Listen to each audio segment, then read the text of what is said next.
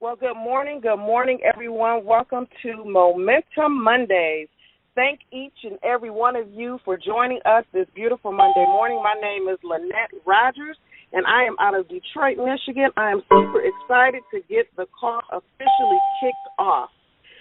And without further ado, I would like to welcome and introduce to you a phenomenal woman, someone who is known as a professional coach, a role model, a mentor, leader, national speaker, vice president of human resources in corporate America, and many others. But she says the most important title is wife and mom. She has helped me and hundreds of women across the country become better and stronger. She is the host and the visionary of this call. Please help me welcome Ms. Jil Green. Take it away, Jill. Good morning, and good morning. Welcome to Momentum Mondays. My name is Jil Green, the host of the call that's designed to wake you up, shake you up, and take you up to new levels in your life, career, business, and your dreams. Now, I want to pause for a second, and I wanted to give a shout-out to all those folks who are joining us right now. I heard that Fort Wayne, Indiana was in the house, Newcastle, Delaware. I heard Southfield and Detroit, Michigan. I heard Chester, Pennsylvania. I heard Milwaukee, Detroit, Philadelphia, and the chimes keep coming in. So welcome to Momentum Mondays. And I'd also like to introduce to you some of my amazing co-hosts. And if you're on the line, go ahead and hit *6 to mute your line. And I first off like to say hello to Mr. Bishop Dickie Robbins. He is the pastor of Life in Christ Cathedral Faith Ministries.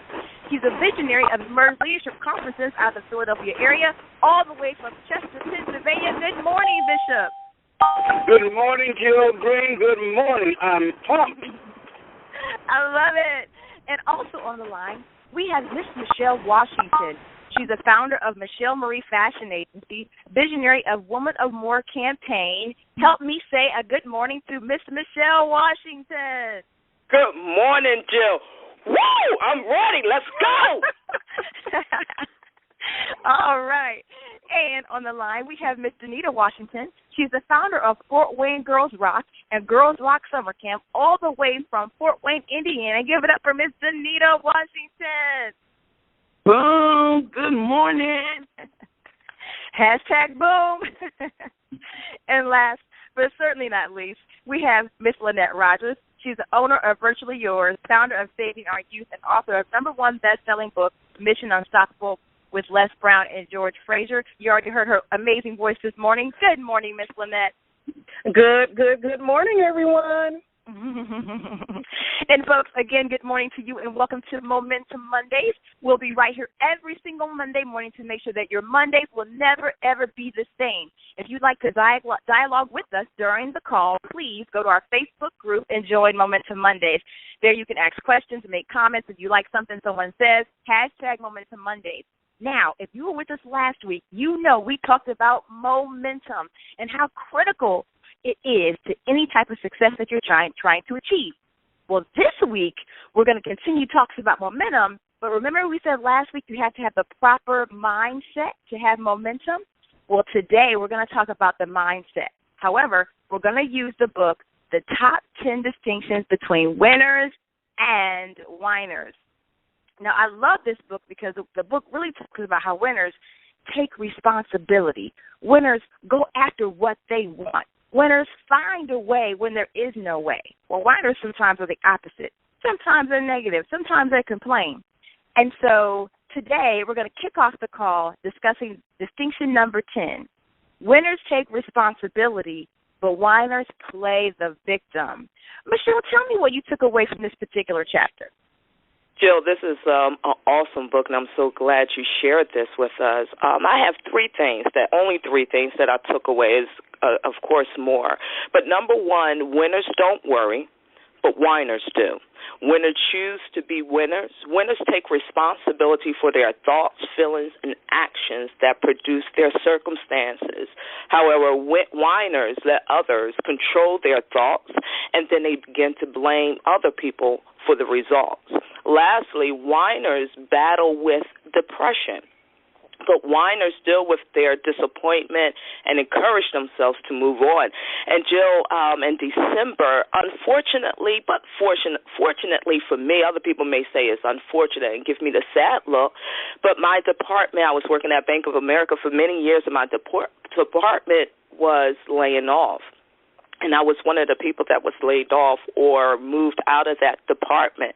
And when I was told that, my heart dropped. I'm not going to lie about that. My heart dropped. But it's amazing. Just weeks before that, my pastor was talking about no fear and knowing your purpose. And once my manager told me that, I said, okay. And I said, well, let me think about some of the things that he said. And I walked to my desk. And I was so okay with that moment and that shift in my life, because I knew I was a winner. I knew that I was being stagnated in that position anyway, so that actually moved me and started my momentum to step out and begin Michelle Marie Fashion Agency. I didn't complain. I didn't worry. I didn't call my friends to say, hey, I just, lost my job and stuff. I was like, God, I believe you. And I believe that this is the beginning of something new you want to do in my life. And, Jill, let me tell you this. I'm not making the money that I used to make, but God has showed himself faithful every single day, not month, but every day in my life that he's provided for me. I wasn't going to let the circumstances determine how I was going to handle life, how I was going to supply for my family. I was like, listen, I know too much. I know what's in me. I know there's greatness on the inside of me, and this is going to be just the beginning.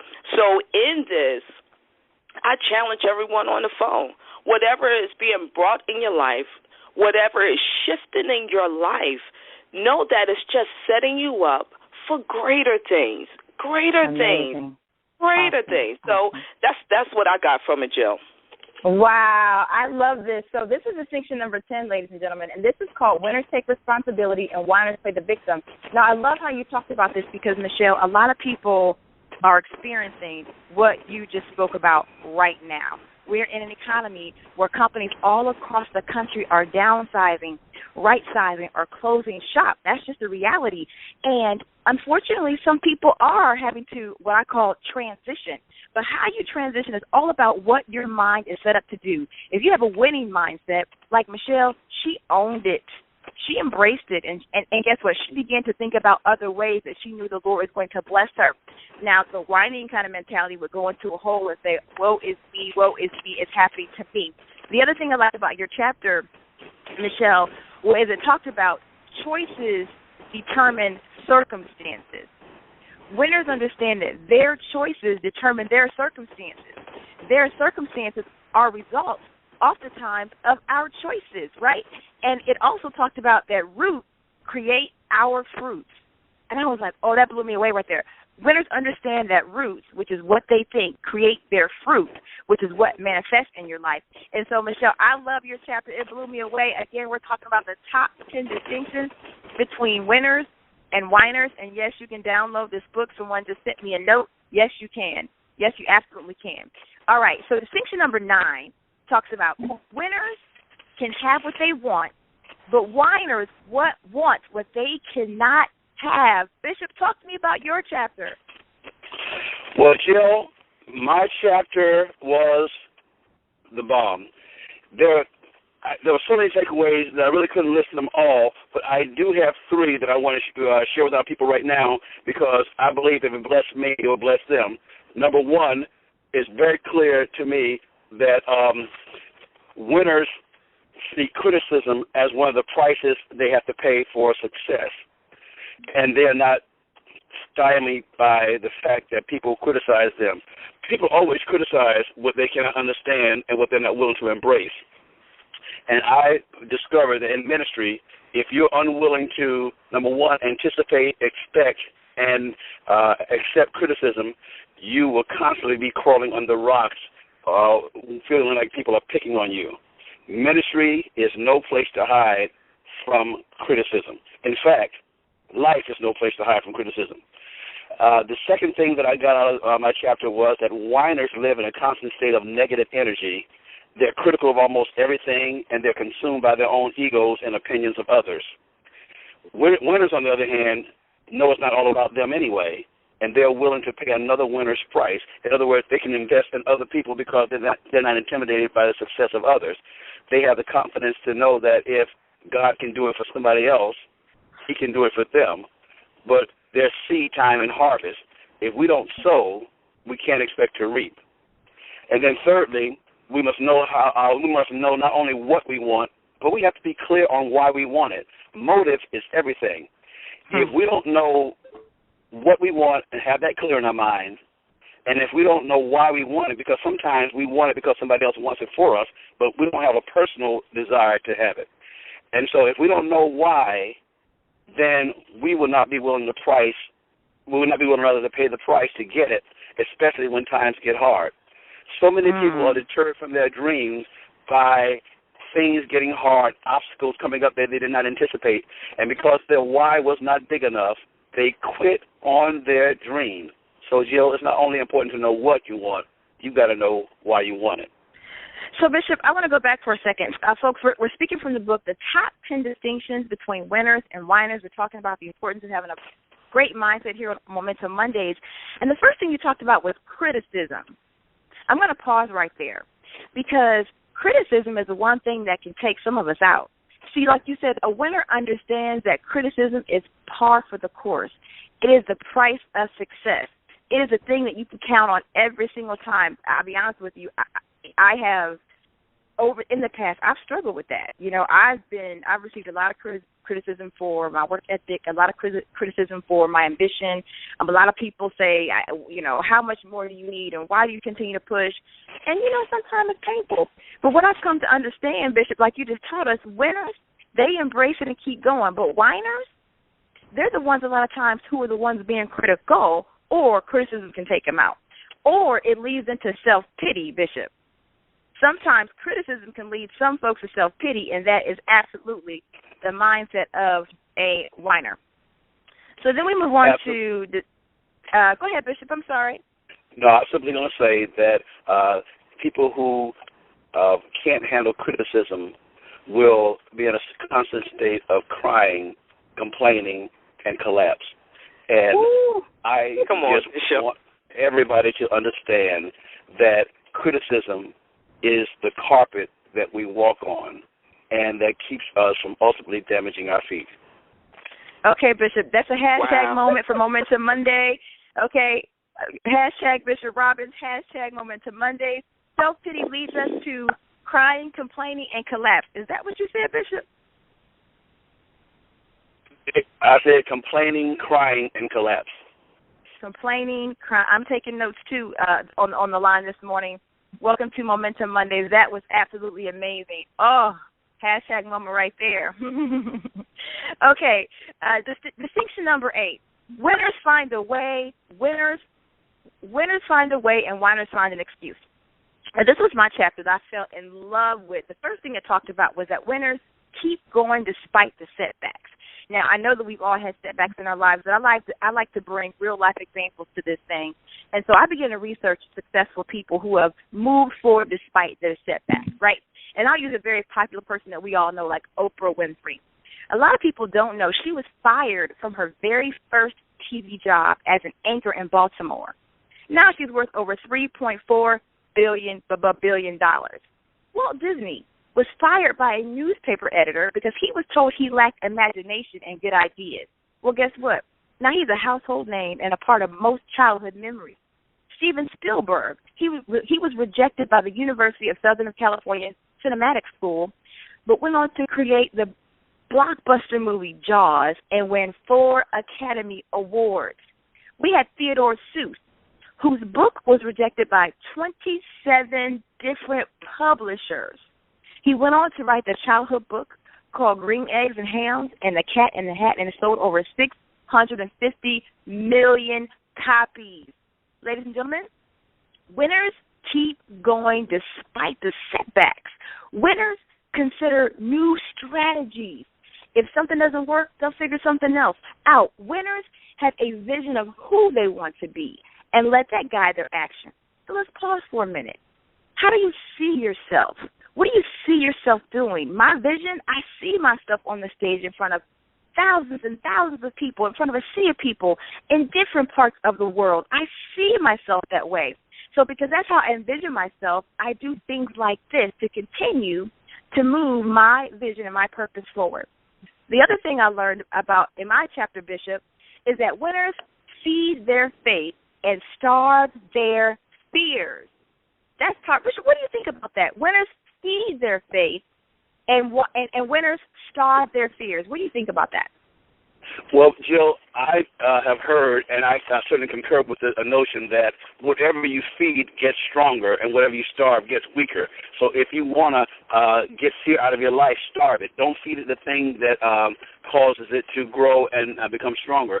Faith has to be fed by spiritual food, so you got to have a good dose of the Word of God and a good prayer life. And it's impossible for faith and fear to dwell in the same vessel at the same time. So if you can build your faith, you can expel fear. I love that. I love it. I love that. This is one of my favorite chapters. The other thing I learned about in this particular chapter is about whiners.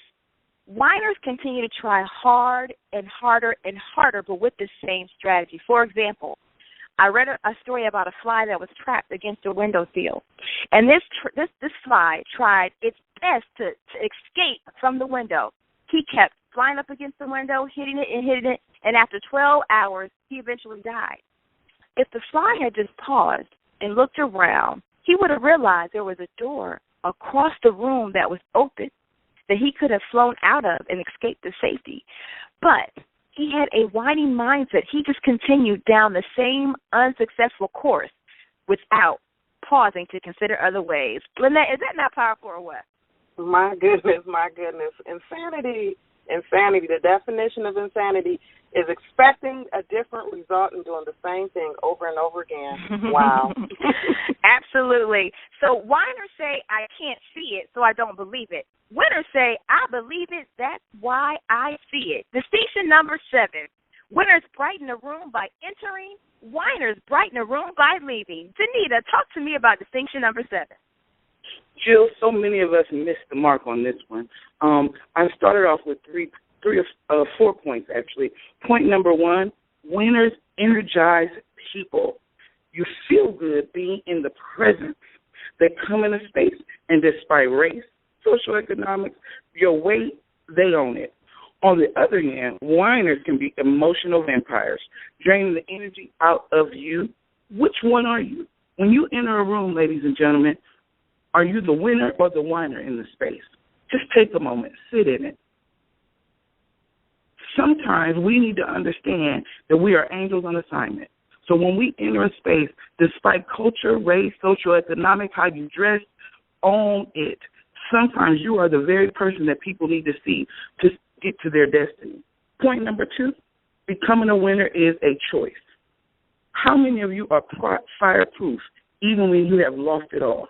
Can you lose it all and still press towards your destiny?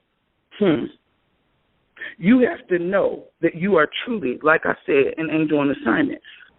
Recently, I lost my home, and I lost everything in it. Then 2 weeks later, I had a car accident. Well, despite it all, you guys, I had to press towards my mark. I have a non-for-profit business that had things going on. I couldn't stop. I still had to continue to work. But several people stopped and asked me, like, how are you doing? How are you doing it? You make it look so easy. It's not so much that it's easy, but I just had to take on a winner mentality that despite losing it all, I still must press. There are people a lot of times, too, with our assignments, you guys, who are relying on us.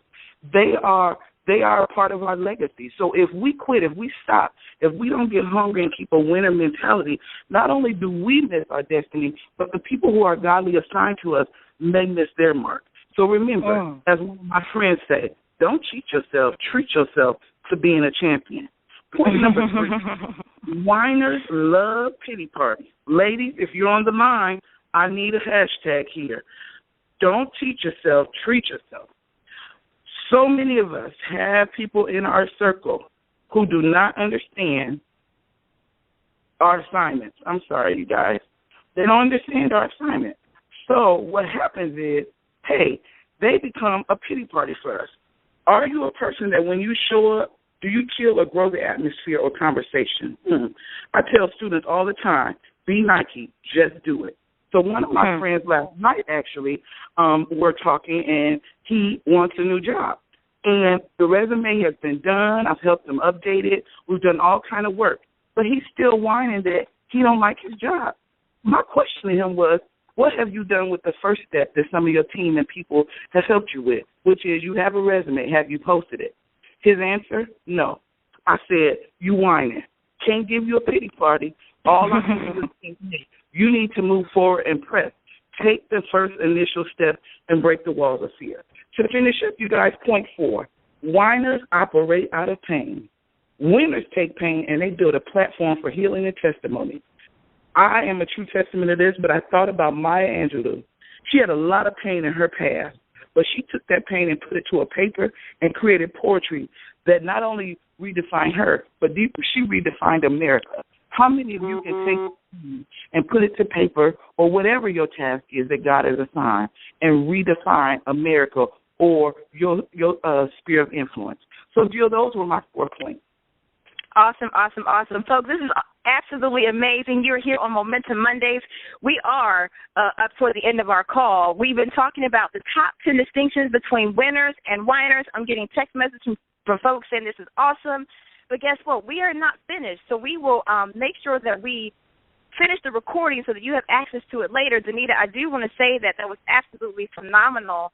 And at some point, we got to come back to what you talked about when you said, are you fireproof? Like, we can't just move past that point. Are you fireproof? You know, we talked about that do you lighten up a room when you enter? Well, winners do, and you absolutely lighten up the room, not, Denita, only because your house is on fire, but because with the winning mindset, you kept moving, and you're still in the midst of it. Let's pause for a second. It's not over, right? You're not back at home yet. You're still rebuilding, but guess what? You're on this call right now inspiring hundreds of people. We're talking about a winning mindset. I want to give a special shout-out. We said that we would do a special call to action. We're conducting a 30-day challenge. For anyone who wants to run with us for the next 30 days and to build true momentum in your life, there'll be special private conference calls, special activities just for this particular group. We're only taking the first 30. I want to give a shout-out to Maisha Harris, Shirley Bennett, Lanita Collins, Sherry Queener, and Nita Farrell. They're the first 5 people that already have signed up for our 30-day challenge. So if you want to sign up, go to our Facebook group. I want you to hashtag Count Me In 30-Day Challenge. It's hashtag Count Me In 30-Day Challenge. You have to put that in there so I can find it, because now there's so many comments it's difficult to find. And once you do that, you'll be entered into our 30-day challenge for 30 people. Guys, this has been amazing. We have another powerful point that we won't get to this morning. We'll come back to it. Lynnette has some amazing things to share. So at this point, folks, we're going to say thank you so much for dialing into Momentum Mondays. We can't wait to see you next Monday on Momentum Mondays. Have a great day, everybody.